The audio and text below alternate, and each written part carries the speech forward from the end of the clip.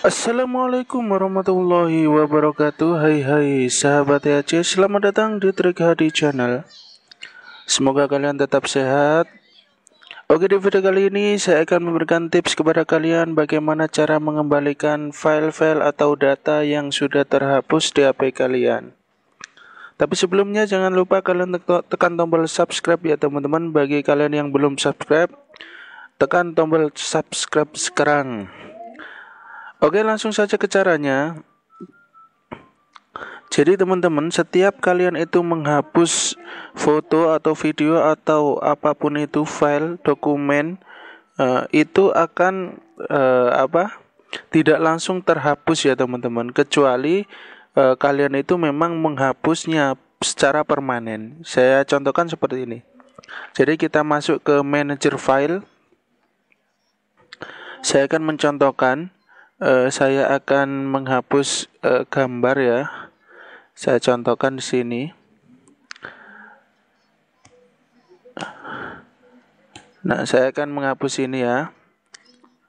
Nah, di sini ada hapus secara permanen. Jika kalian mencentang ini, nanti file kalian itu sulit dipulihkan. Jadi tidak bisa dipulihkan lagi teman-teman. Tapi kalau kalian menghapus file itu tidak permanen, nah maka ketika ini dihapus, nah foto yang sudah kita hapus tadi tersimpan di file sampah teman-teman. Jadi tidak langsung musnah gitu ya, tidak. Tapi mereka bertempat di file sampah. Di mana letaknya file sampah?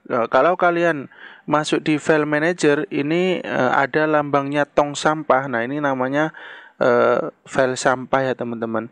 Coba kita buka.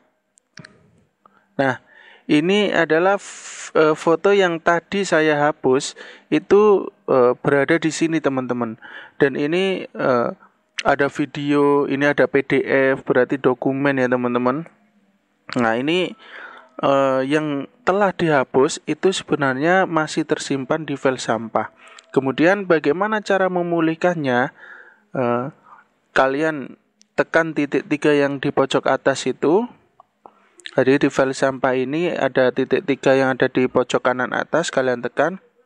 Nah, kalian pilih pulihkan semua. Nah, file yang dipilih telah dipulihkan. Coba sekarang kita cek di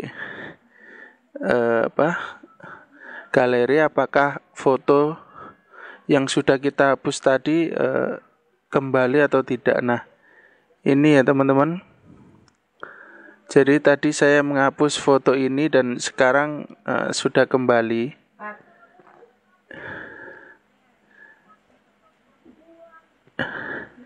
Nah, caranya begitu ya teman-teman. Mudah sekali. Semoga bermanfaat untuk kalian dan berhasil di HP kalian ya. Oke, itu tadi tips dari saya. Singkat, padat, jelas ya. Semoga kalian mengerti dan berhasil di HP kalian. Jangan lupa kalian tekan tombol subscribe. Oke, terima kasih. Wassalamualaikum warahmatullahi wabarakatuh.